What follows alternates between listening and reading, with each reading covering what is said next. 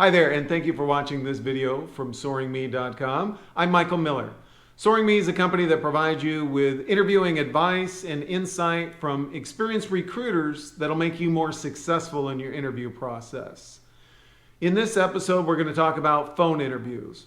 Now, while phone interviews can happen throughout the interview process, we're going to focus today on that initial phone screen.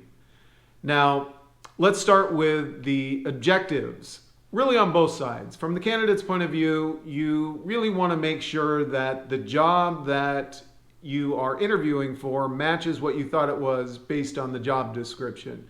You certainly want to show how you match what you think the ideal profile that the company is looking for, and you essentially want to show that you have the skills and experience to do this job and move forward to the next round in the interview process. From the recruiter's point of view, typically it is the recruiter, either in-house or outside recruiter, that'll do an initial phone screen with you. They're trying to basically whittle down the pool of potential candidates down to viable candidates. Their job is to not waste the time of the hiring manager and select a few that seem to be the best of the group of candidates.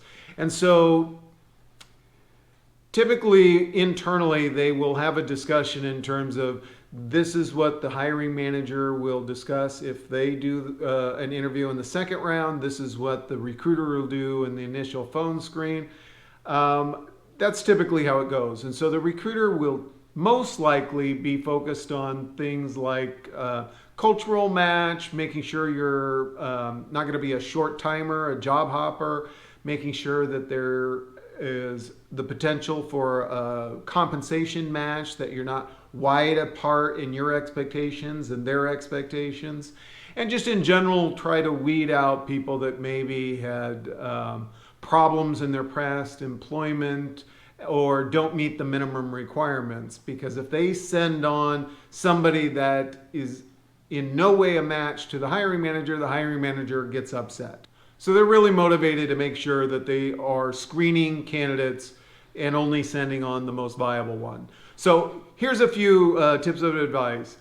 You need to understand that profile that they're looking for, and since it's a phone interview in most cases and not a video call or face-to-face, you can have your cheat sheets, your material right in front of you. Certainly you can have your resume, but you can also have the job ad, and then you can combine the two with some bullet points of things that you want to make sure that you bring up in the phone interview, things that match you and your experience and background to the job ad, to the profile that they seem to be looking for, to demonstrate your value to the person giving the phone screen.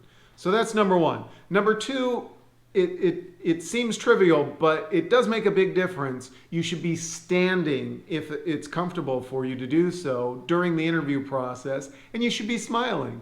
It does come across in the phone interview. I've done this since 1997. I've run several tests. You'd be amazed. You will project much better if you are standing and smiling during your telephone interview, and you'll be more successful.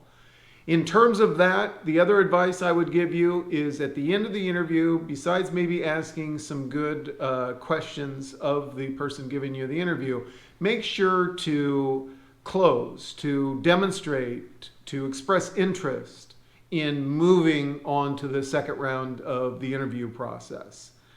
Other than that, I, as always, ask you to share this video with your professional network, and I wish you luck in your interview process. Thank you.